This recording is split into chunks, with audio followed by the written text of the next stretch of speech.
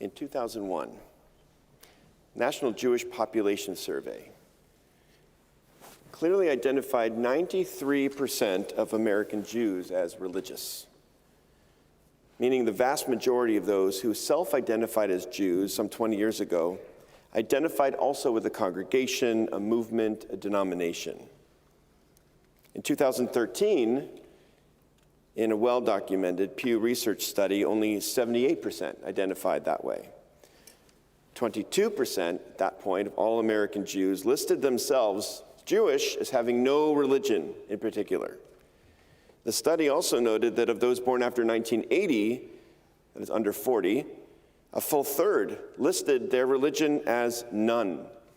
It's a strange statistic. These are self-identifying Jews listing their religion as none. And since then, the fastest growing group of Jews in our country are these nones. If you narrow the study down further to those under 30, a few other statistics jump out. Almost 90% of that age group never attend services anywhere. Almost 50% of them believe that you can be both Christian and Jewish at the same time. In the intervening 10 years, many opinions and prognostics have been put out both on what these statistics mean and what, if anything, we should do about it. But let me tell you, just a few days ago, on this past Shabbat actually, I heard something that gave me words to express the solution as I see it. As part of a month-long series during the month of Elul of interfaith sermons on forgiveness and repentance, Imam Ahmed Al-Amin from the Al-Fajr Mosque asked us if any of us had seen the movie The Terminator Part 2. Anybody? His question raised an eyebrow or two. But the point he made next has stayed with me as a sacred truth. The Terminator, he explained, is this complex robot sent back in time to find a specific target in our day, to eliminate, thereby preventing a future rebellion by never allowing its presumed leader to be born, to eliminate this target. The killer robot has only one mission, and as it searches the city for the correct Sarah Connor, it encounters many others who do not fit its narrowly prescribed parameters, whom it ignores completely. The Terminator is only interested in finding those who meet its expectations to help fulfill its mission. Imam Al-Amin then declared, "Our houses of worship are filled with Terminators. If someone walks in who does not fit into our preconceived notions of what we are looking for, then they get ignored, or worse. We have different aims than killer robots, undoubtedly. But I love the comparison. For how many of us can admit that we are guilty of judging those who enter even this sacred space, and instead of welcoming all under a very large tent, even unintentionally, we dismiss, we reject, we shun those who don't fit into our ideal picture of a spiritual seeker, a potential friend, a possible congregant, an individual with their own unique wisdom perhaps to share. Personally, I gravitate towards those who struggle to find their place in community, in theology, in Jewish practice. Those wary of organized religion and its potential for politics. As Rabbi Shapiro reminds us, we are those who wrestle. I try to reassure these individuals that what it means to be a Jew in the 21st century, it's going to look very different from what it looked like in the past. And besides, I say, for an organized religion, we are very disorganized. All of you are welcome here.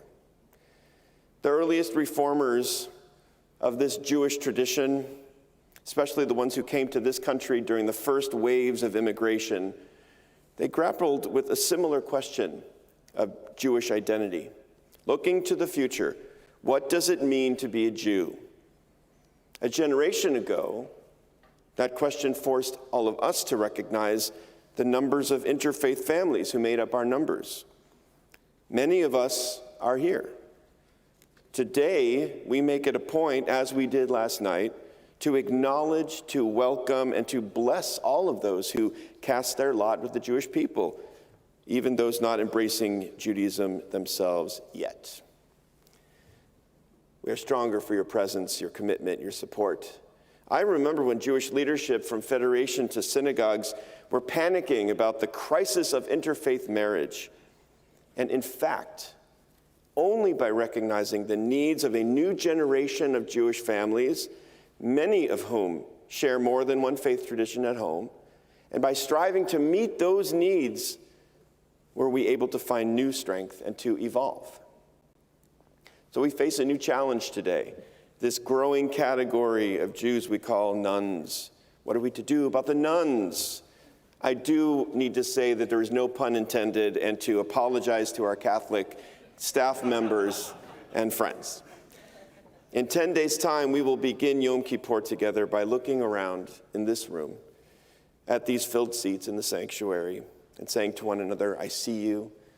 We take responsibility for one another. We admit our sins as one community, and we will all pray together as one.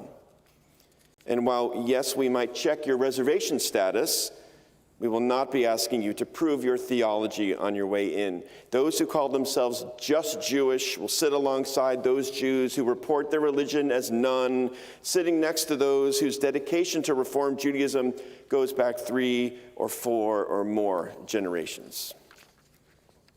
The way our community confronted the questions raised by a high rate of intermarriage, it's the same way that we will need to confront the reality of those who see themselves as post-denominational or non-denominational, Jewish only by ancestry or culture. By the way, in that same study, almost 85% of those who said they were Jewish with no religion, they also said that they were proud, or they said very proud to be Jewish. Our congregation excels at bringing the unaffiliated into relationship with Judaism.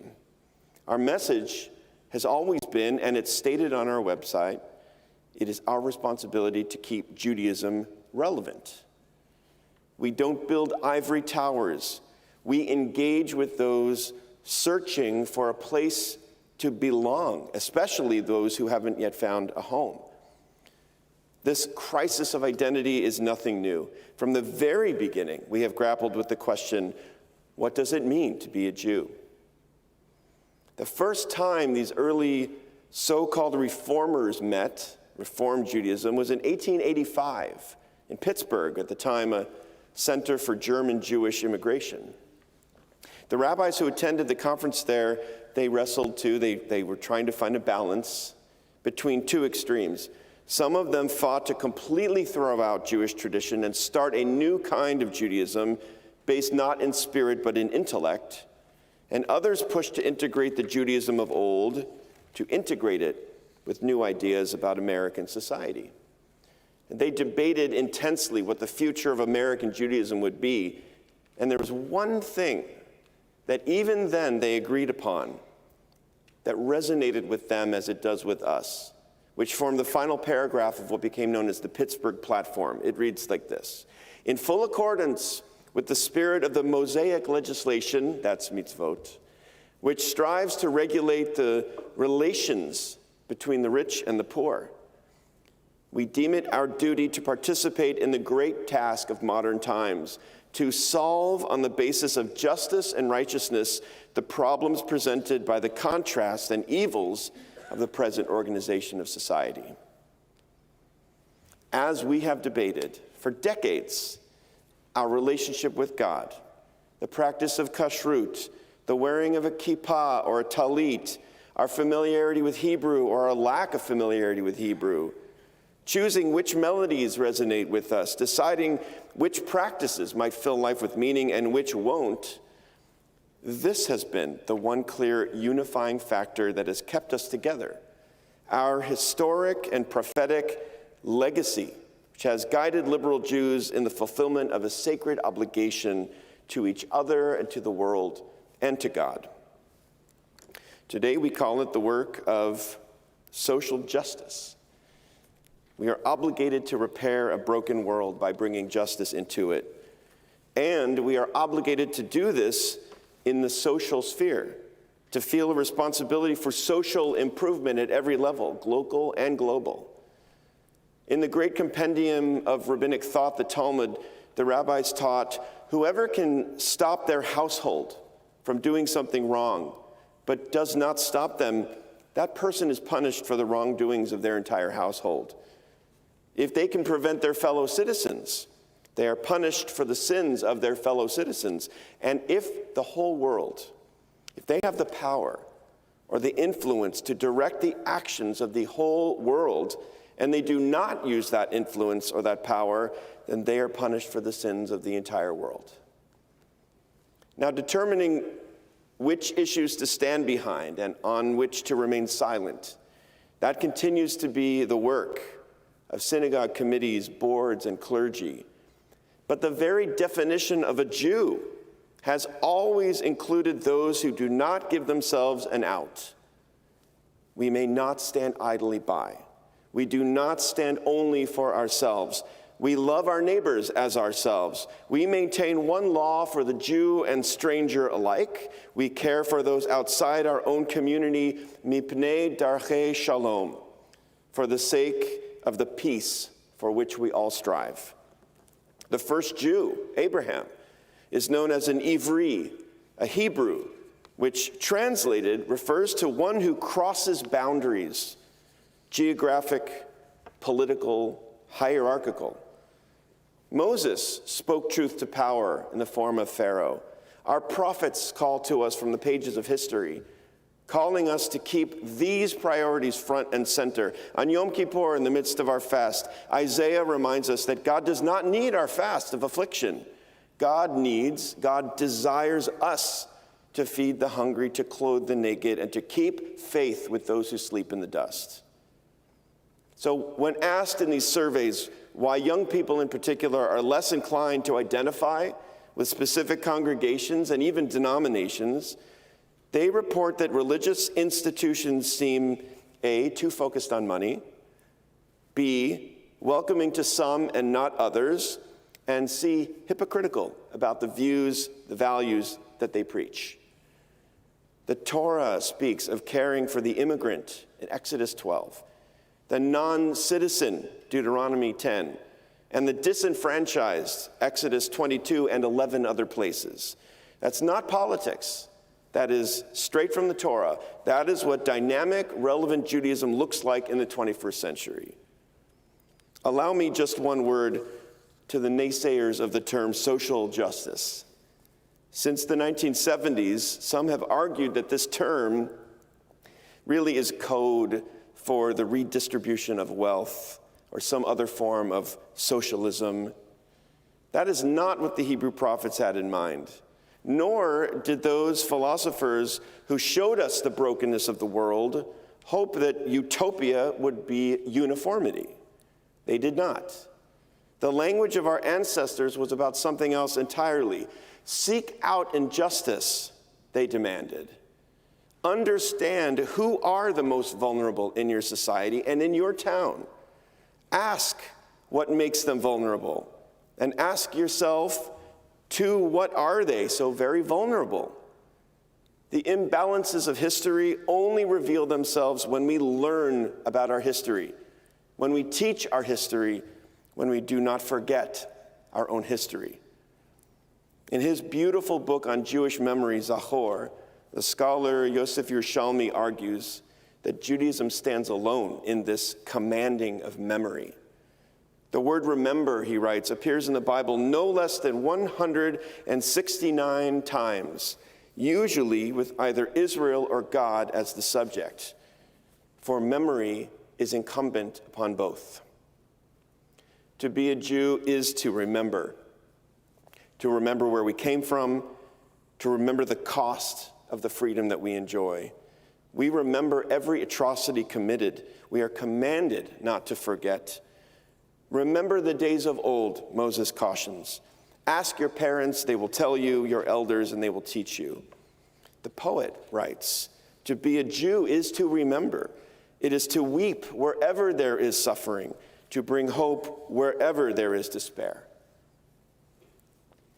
This year in particular, the world seems a very despairing place. We are failing to protect our children from gun violence. we are failing to act to reverse climate change. We are failing to engage in civil conversation about many difficult topics. We feel helpless watching a resurgence of oppressive forces, the religious right, neo-Nazism, not to mention the oppressive force of willful ignorance, which animates much of society's leadership today. The lessons of the past regarding everything from ideology to environmentalism seem lost, drowned out by loud voices arguing about how to even define fact and truth.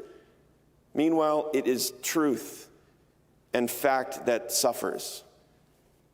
To be a Jew means to hold as our most sacred possession knowledge of the past in all its detail, to bear witness, honest and accurate witness of facts, when those who would diminish or ignore completely their accountability and fidelity to fact ask us to forget what we know, forget what we've seen. To be a Jew means to engage with the world and become part of the solution for the world's problems, large and small. There is no other way for us to claim moral high ground. On Yom Kippur, Rabbi Chernow Reeder will challenge us to consider what our own personal commitment to this engagement might look like. The task, as the rabbis say, is not ours alone to complete, but we are also not free to sit and do nothing. In a time of great religious transition and change, this is the Jewish paradigm emerging.